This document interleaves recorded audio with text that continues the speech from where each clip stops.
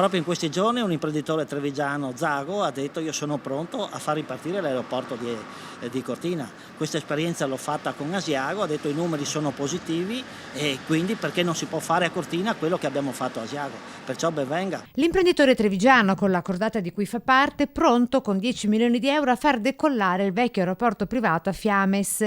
Dopo l'esperienza di Asiago con 3.500 aerei transitati nel 2015 con più di 10.000 persone, ora l'interesse del trevigiano punta su Cortina e sul turismo di lusso. In un'indagine proprio di questi giorni risulta la prima località sciistica d'Italia, la quinta al mondo, ci è riconosciuta, perché non sfruttare questo? Entusiasta è il vicepresidente della Camera di Commercio di Treviso, che ipotizza come il piccolo scalo di Cortina potrebbe essere integrato con il Canova, dando di fatto nuovo vigore e slancio all'economia di marca. Quindi se noi diamo anche dei servizi, indubbiamente si aumenta il numero dei turisti. Poi sappiamo che Cortina ha una clientela particolarmente ben dotata e di conseguenza credo questo sia positivo. Del resto, tra Treviso e Belluno, presto, con un'unica Camera di Commercio per le due province, un'unica regia economica forte dei numeri. Avremo 130.000 imprese che saranno rappresentate da tutta l'economia di tutte e due, insomma, le realtà.